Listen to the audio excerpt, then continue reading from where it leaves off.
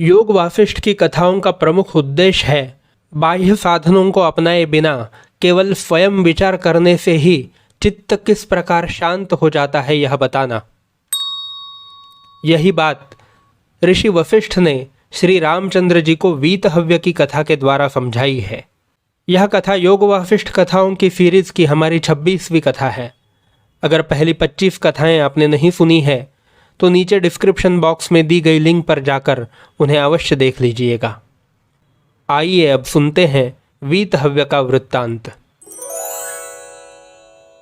विंध्य पर्वत की कंदराओं में वीतहव्य नामक एक तपस्वी रहता था। उसके मन में सांसारिक विषय भोगों की बड़ी तीव्र कामना थी।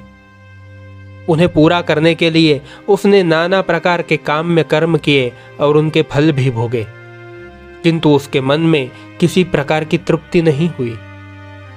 हमेशा ही किसी न किसी विषय के भोग करने की वासना उसके मन में रहती थी। लेकिन एक दिन अपनी स्थिति पर विचार करने पर उसे बहुत विषाद हुआ। उसने यह निश्चय किया कि पूर्ण तृप्ति और शांति प्राप्त करने का उपाय केवल निर्विकल्प समाधि का अनुभव कर लेना ही है। यह अनुभव प्राप्त करने के लिए उसने एक पत्तों की कुटी बनाई और उसके भीतर पद्मासन लगाकर बैठ गया और इस प्रकार सोचने लगा, मैं विषयों के पीछे क्यों दौड़ता हूं? इसलिए कि मैं समझता हूं कि अमुक विषय के भोग करने पर मुझे बहुत आनंद मिलेगा। अनेक यत्न करने पर जब किसी प्रकार वह विषय प्राप्त हो जाता है और उसका भोग किया जाता है तो थोड़े ही काल बाद यह अनुभव होने लगता है कि मेरा ख्याल ही गलत था। उस विषय का भोग कर लेने पर थोड़े ही समय बाद उस विषय से घृणा होने लगती है और मैं उसका त्याग करना चाहता हूं। यदि इस समय वह विषय मुझसे दूर नहीं होता तो उसका सामीप्य ही मुझे दुखदाई प्रतीत होने लगता है। कितने आश्चर्य की बात है कि जो विषय कुछ काल पहले मुझे परम आनंद का उगम दिखाई पड़ता था और जिसको प्राप्त कर लेना मैं जीवन का ध्येय और सौभाग्य समझता था, वही विषय प्राप्त हो जाने पर और भोग लेने पर आनंद रहित और दुखदाई प्रतीत होने लगता है।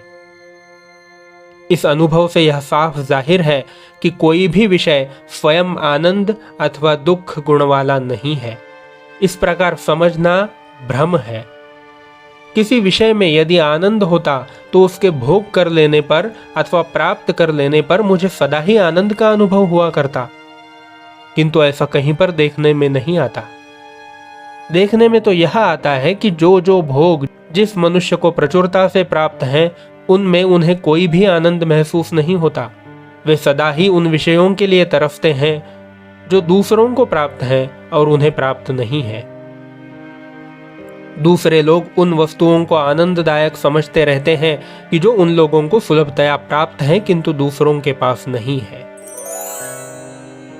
इसी भ्रम में पड़कर सब जीव संसार समुद्र में गोते खा रहे हैं। आज यह प्राप्त करना है, कल को इससे घृणा है, कल को वह प्राप्त करना है, परसों उससे पीछा छुड़ाना है। आखिर इस वृथा उद्योग से मिलता ही क्या है? मनुष्य को इस अनुभव से अपने विचार द्वारा यही सीखना चाहिए कि आनंद प्राप्ति के लिए विषयों के पीछे दौड़ना भूल है। आनंद किसी विषय के भोग द्वारा प्राप्त नहीं हो सकता। ऐसा विचार करने पर वीतहव्य के मन में विषयों के प्रति विरक्ति उत्पन्न हो गई। अब उसका मन किसी विषय की ओर नहीं दौड़ता था। यह स्थिति आने पर उसने इंद्रियों की ओर ध्यान दिया और विचार करना आरंभ किया कि इंद्रियों को आत्मा समझना और उनकी आवश्यकताओं को अपनी आवश्यकताएं समझना मनुष्य की बड़ी भारी भूल है। सभी इंद्रियां मन और प्राण के साथ संबद्ध हुए बिना निष्क्रिय और जड़ है। मन यदि इंद्रियों के साथ संबद्ध होकर उनके विषय का भोग नहीं करता तो कोई भी इंद्रिय किसी भी विषय का ज्ञान और भोग नहीं प्राप्त कर सकती। ऐसे ही इंद्रियों की सारी क्रियाएं प्राण के आधार पर है। यदि किसी इंद्रिय का प्राण शक्ति के साथ संबंध न रहे तो उस इंद्रिय द्वारा कोई क्रिया नहीं हो सकती। मन और प्राण ही इंद्रियों को चेतना और क्रिया प्रदान करते हैं। स्वयं इंद्रियां कुछ नहीं कर सकती, वे जड़ और अशक्त हैं। किंतु मनुष्य भूल से उनको अपना आत्मा मान बैठता है और उनकी आवश्यकताओं को अपनी आवश्यकताएं समझने लगता है। इस प्रकार विचार करने पर वीतहव्य को इंद्रियों से छुट्टी मिली। अब वह इंद्रियों और उनके विषयों के वश में न रहा। उसने अपने आत्मभाव को उनसे ऊंचा उठाकर आगे विचार करना आरंभ किया।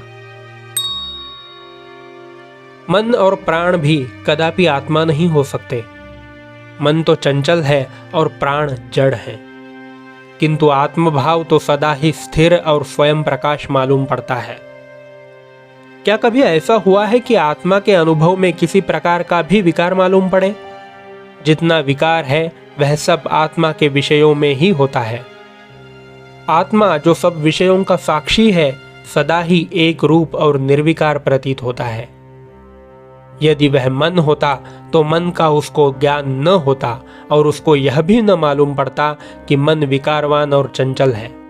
विकारों का ज्ञान तभी हो सकता है जबकि कोई निर्विकार दृष्टा उनका निरीक्षण करता हो। प्राण जड़ है, वह न अपने आप का अनुभव करता है और न किसी दूसरे विषय का। आत्मा को प्राण का अनुभव होता है और प्राण की शक्ति भी आत्मा के अधीन है। इस प्रकार विचार करने पर वीतहव्य को यह अनुभव होने लगा कि मन और प्राण से परे और उनका दृष्टा तथा संचालक आत्म तत्व है। उसमें ही स्थित होना ठीक है।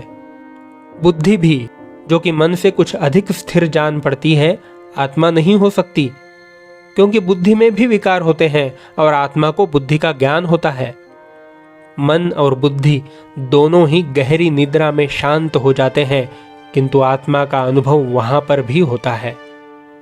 इसलिए आत्मा बुद्धि से अधिक स्थायी, बुद्धि का दृष्टा और गहनतम तत्व है। उसमें स्थिति प्राप्त कर लेने पर ही शांति का अनुभव हो सकता है। इस प्रकार विचार करते करते और आत्म तत्व का ध्यान करते करते वीतहव्य को समाधि लग गई। उसकी बुद्धि, मन, प्राण, इंद्रिय और शरीर सभी स्थिर हो गए और वह इस स्थिति में बहुत काल तक पत्थर के समान बैठा रहा। समाधि खुलने पर जब उसकी चेतना जागृत अवस्था में लौटी तो उसे यह मालूम हुआ कि उसके शरीर के ऊपर एक बड़ी भारी बांबी रच गई है और उसके शरीर और इंद्रियों में इतनी जड़ता आ गई है कि वह उसको तनिक भी नहीं चला सकता। तब उसकी चेतना भीतर को लौटी और उसने अपने सूक्ष्म शरीर द्वारा अपने पूर्व जीवन और लोकों का अनुभव किया। 100 वर्ष तक वह कैलाश पर्वत पर एक तपस्वी, 100 वर्ष तक एक विद्याधर, 5 युगों तक इंद्र और फिर बहुत काल तक गणेश रहा था। वीतहव्य ने अब यह सोचा कि उसका जड़ और मिट्टी से ढका हुआ शरीर चेतन होकर मिट्टी से स्वतंत्र हो जाए। इसलिए उसने अपने सूक्ष्म शरीर को सूर्यमंडल में भेजा और वहां से पिंगला नामक सूर्य की कला को साथ लाकर उसके द्वारा मिट्टी साफ कराई और शरीर और इंद्रियों में पुनः चेतनता और संचलन की उत्पत्ति कराई। अब उसका शरीर पूर्व की भांति स्वस्थ और चेतन हो गया। जो अनुभव उसने निर्विकल्प समाधि में प्राप्त किया था, उसमें अपनी स्थिति करके जागृत अवस्था में ही आत्मभाव से रहने लगा। अब उसका जीवन एक जीवन मुक्त का जीवन था। न कुछ उसके लिए उपादेय था और न हेय था। न किसी वस्तु के प्रति उसे राग था, न घृणा। इंद्रियों द्वारा इंद्रियोचित और शरीर और मन द्वारा शरीर और मन के करने योग्य कर्म वह शांत रहकर करता था। उसको हर वक्त परमानंद का अनुभव होता रहता था। इस प्रकार जीवन मुक्त अवस्था में बहुत समय तक रहकर वीतहव्य के मन में विदेह मुक्ति की कैवल्य अवस्था में प्रवेश करने का विचार हुआ। यह सोचकर उसने विचार करना आरंभ किया। अपने संसार और जीवन की एक एक वस्तु को संबोधन करके उसने उनको विदा किया और अपने आप को सबसे निर्मुक्त करके परम शांत, सत्ता सामान्य, तुरीयातीत, निर्वाच्य स्थिति में स्थित करके सदा के लिए शांत हो गया।